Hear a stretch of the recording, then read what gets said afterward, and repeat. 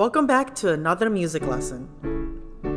Music is more than just rhythm and pitches put together to make beautiful sounds. Have you ever listened to a song that just makes you so happy you want to stand up and dance? Or listen to a song that makes you feel better when you're having a really rough day? Music has the ability to show us history, language, culture, as well as religion. It is also a great tool of storytelling. All of these details and characteristics are especially true with African American music. African American music dates back to the time of slavery, where people were taken from their homes in Africa and brought over as slaves. Because of this, they left behind their history and their culture. These slaves were also not allowed to learn how to read or write, so all they had was their music. African American folk music has always been synonymous or related to the ideals of struggle, empowerment, and perseverance. This is due to the fact that at that time they were slaves. So they sang songs about struggling. They sang songs that helped empower them. And they sang songs of perseverance, or the idea of never giving up and always having hope. The many elements of this genre of music include call and response, songs written by unknown composers, as well as spontaneous composition, similar to that of improvisation, and patinjuba, which is a dance art form that includes body percussion, such as stomping, clapping, or patting on the chest. All of these elements have influenced music that we have listened to today, such as jazz and blues music. These genres have aspects such as call and response, or spontaneous composition or improvisation.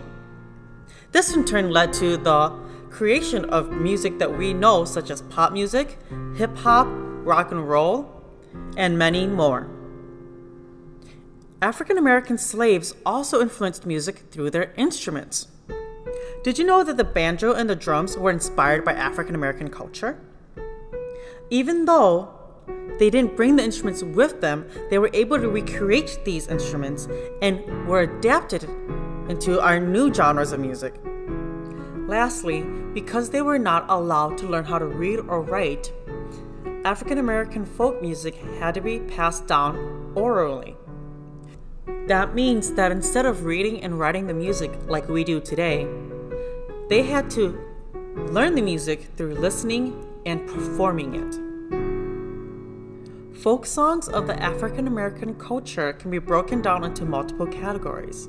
These categories include spiritual or gospel music, which are music that focused on religion. Storytelling music, which tells a story of their history and their culture, as well as slave songs. Slave songs were used to help slaves work in the field and communicate with each other. But there are also another type of slave songs known as code songs. Code songs were songs that were sung to each other that had secret messages in them. Take that of Follow the Drinking Gourd.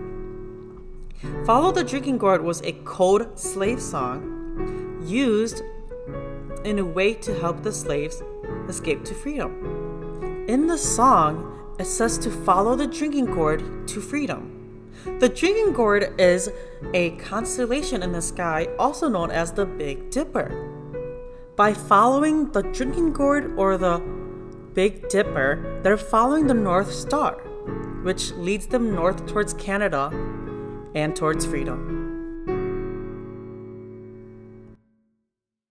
Let's learn the chorus to Follow the Drinking Gourd before adding it to our exercise to practice our dynamics. If you need help with the words, they will be on the screen right over there in the music classroom. My turn, your turn. Follow the drinking gourd. Follow the drinking gourd. For the old man is awaiting for to carry you to freedom.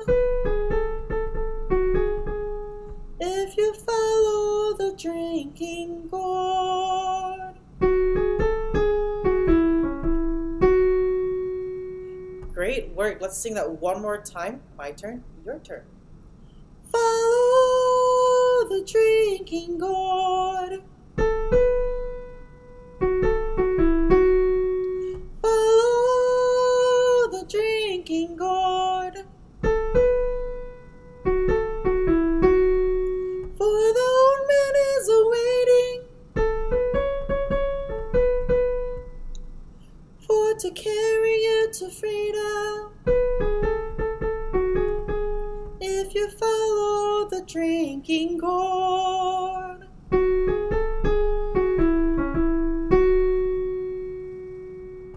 Sing it slow with me while keeping the beat. Follow. Those are your first two notes. 1, 2. Here we go.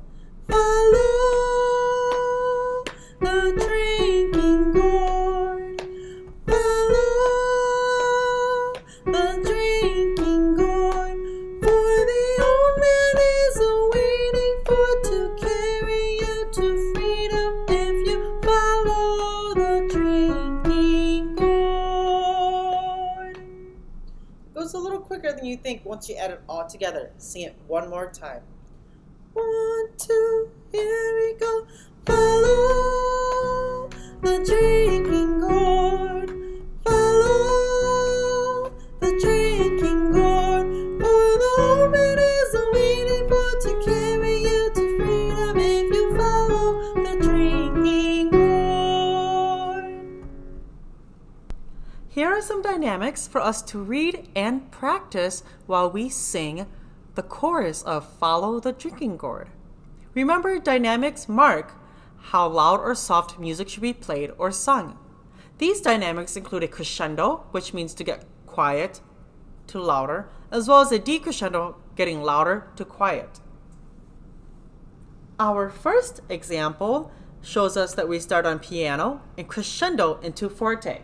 Now remember, a crescendo is a gradual change in dynamics, not a sudden change. Here's your note.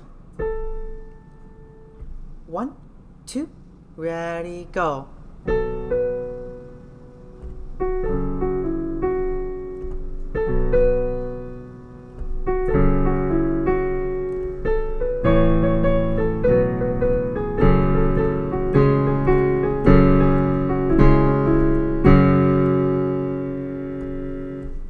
How did you do? Did you gradually get louder?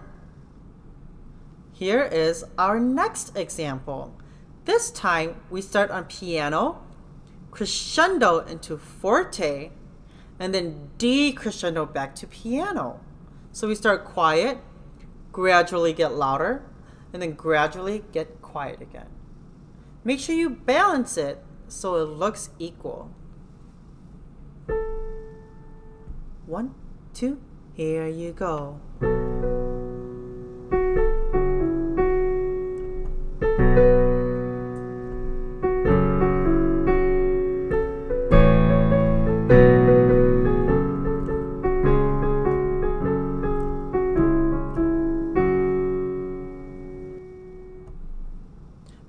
Good work making sure you balance the crescendo and the decrescendo so they're about the same length, just like it is pictured.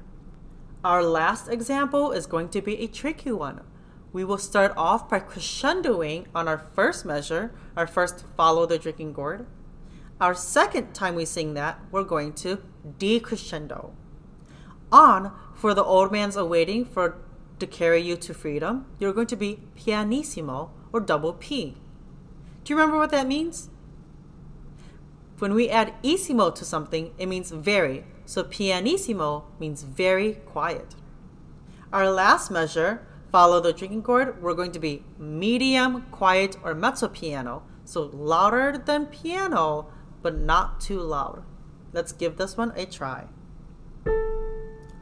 1, 2, There we go.